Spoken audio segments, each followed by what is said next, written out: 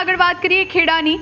ખેડામાં દૂધ ઉત્પાદક સહકારી સંઘની ચૂંટણી પહેલા ભાજપ શાસિત બોર્ડ દ્વારા છેલ્લા 2.5 વર્ષમાં ખેડૂતલક્ષી કરેલી કામગીરીની સમીક્ષા કરી। જિલ્લા સહકારી દૂધ ઉત્પાદક સંઘના ડિરેક્ટર રાજેશ પાઠકે પ્રેસ કોન્ફરન્સ કરીને ખેડૂતલક્ષી કામગીરીની સમીક્ષા કરી હતી।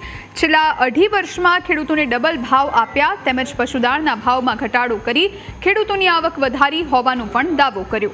અમૂલ દ્વારા 2021-22માં ₹350 કરોડનું બોનસ ચૂકવવામાં આવ્યું હતું, જેની સામે 2024-25માં બોનસનો આંક ₹602 કરોડ સુધી પહોંચ્યો હતો અને આવનાર ચૂંટણીમાં પશુપાલકો ભાજપ શાસિત બોડીને સમર્થન આપશે તેવી આશા ખેડા જિલ્લા સહકારી દૂધ ઉત્પાદક સંઘના ડિરેક્ટર રાજેશ પાઠકે વ્યક્ત કરી હતી। વીરપુર અને નડિયાદમાં ખરીદેલ જમીનમાં થયેલા આક્ષેપમાં સ્પષ્ટતા કરતા કહ્યું કે ચૂંટણી માથા પર હોય ત્યારે પશુપાલકોને ભરમાવવા માટે આક્ષેપબાજી કરવામાં આવી રહી છે।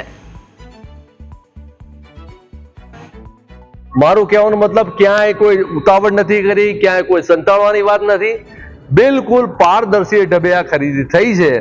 પરંતુ જ્યારે મેં તમને આપણે કહ્યું એમ ચૂંટણી જ્યારે માથા પર છે એમની પાસે કોઈ એજન્ડા નથી। વીરપુર, બાલાસિનોર, મહીસાગર જિલ્લા અને ખેડા આણંદના સૌ પશુપાલકો ભારતીય જનતા પાર્ટીના પડખે છે, બોર્ડની પડખે છે, ત્યારે વિપક્ષના મિત્રો પાસે કોઈ વાત ન રહેતા જે મિત્રોએ સર્વાનુમતે સહકાર આપ્યો છે એ મિત્રો આજે જમીન પર ઉતરીને વિરોધ કરી રહ્યા છે। પણ મેં વિચાર્યું દોડનો દૂધનો બેવનો ભાવ વધારો એ ખેડૂતને ડિફરન્સ નહીં લાગે અને એની આવકમાં વધારો નહીં થાય, એના કરતાં મેં દાળમાં પણ ₹35 બેગે હમણાં લાસ્ટ અને 4 વખત જેટલો દૂધનો ભાવ અમે વધાર્યો છે। મારા બેઠા પછી અમારા સાથી સદસ્યોને મળીને મેં દૂધના ભાવ 4 વખત વધાર્યા છે।